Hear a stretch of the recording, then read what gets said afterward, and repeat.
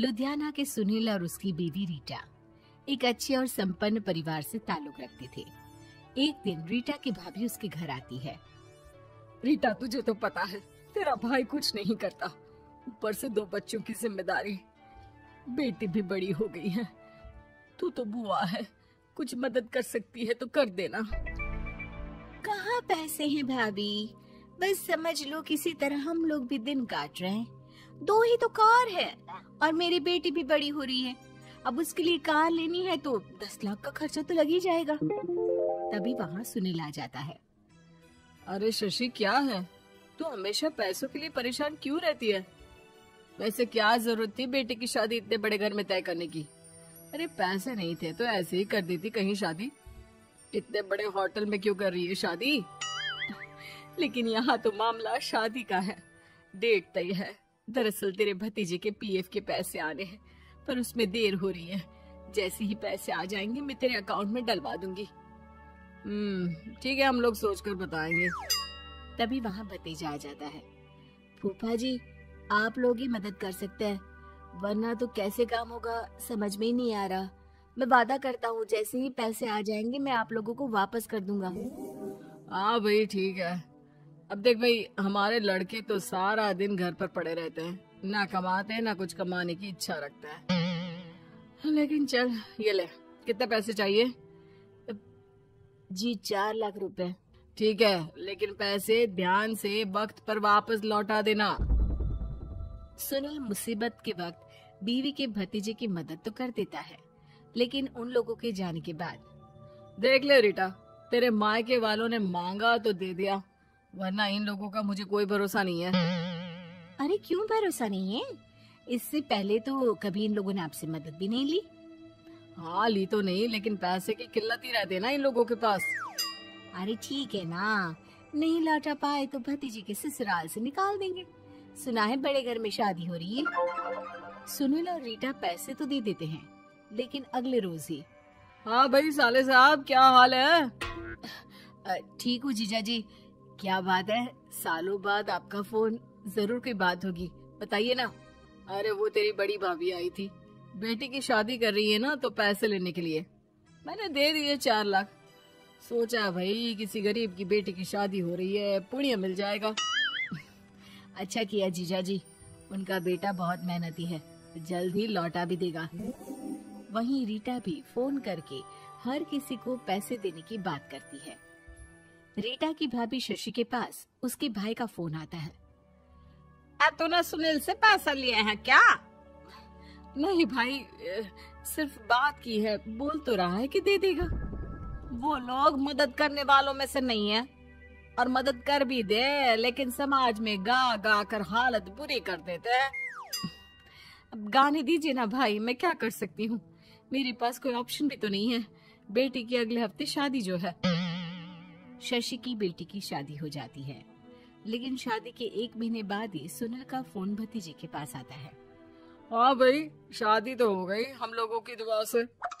अब देख, ऐसा ही फायदा होता है पैसे वाले रिश्तेदार हो तो। तेरे वक्त पर हम कैसे खड़े हो गए थे, लेकिन अब पैसा लौटा दे भाई। जी, मैंने पीएफ के लिए अप्लाई कर दिया था, उसकी नोटिफिकेशंस मैं आपको भी भेज देता हूँ। मुझे लगता है 10 दिन में पैसे आ जाने चाहिए। जैसे ही पैसा आएगा मैं आपके अकाउंट में डाल दूंगा। और ना जी ना, कोई नोटिफिकेशन नहीं चाहिए, पैसा चाहिए, पैसा। अब ठीक है अंकल, बस 10 दिन का समय दे दीजिए। अभी हफ्ता भी पूरा नहीं होता कि भतीजी के पास उसके गांव के दूर के चाचा का फोन आता है। अरे बेटा, क्या बात है, सुनील के कोई पैसे ले रखे हैं तो दे क्यों नहीं देता? हाँ चाचा जी, बात तो हुई थी, 10 दिन का वक्त मांगा है, उम्मीद है हो ही जाएगा। अरे फोन कर रहा है, रोज बता रहा था कि बेटी की शादी में मदद की थी। अब क्या है ना, भले ही शादी 10 दिन रोक देते, लेकिन सुनील से मदद नहीं लेनी चाहिए थी। याद है ना, मधु की मदद करके कितना बदनाम कर दिया था उसने पूरे घर को सोसाइटी में।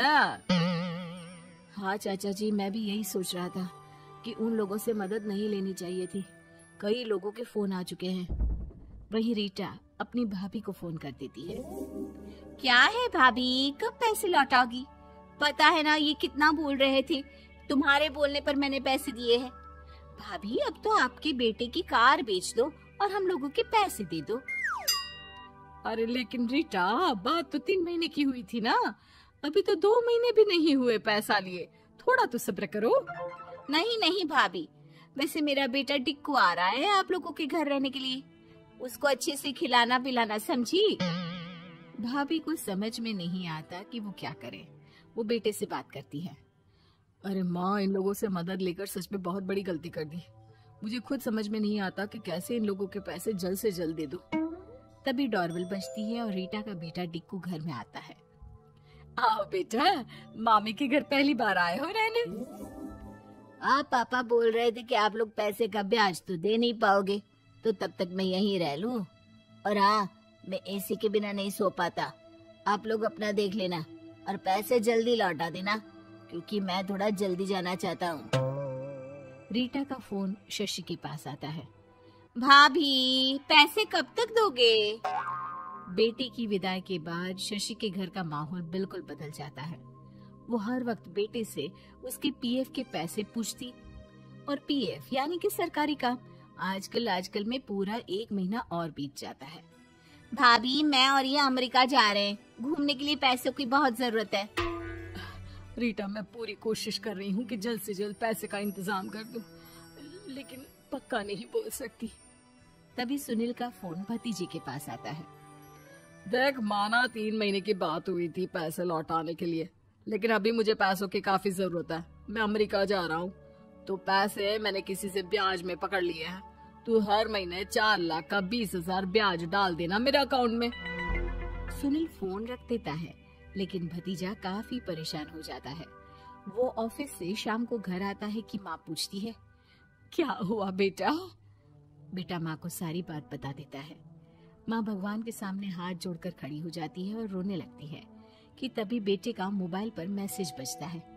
माँ, पीएफ के पैसे आ गए।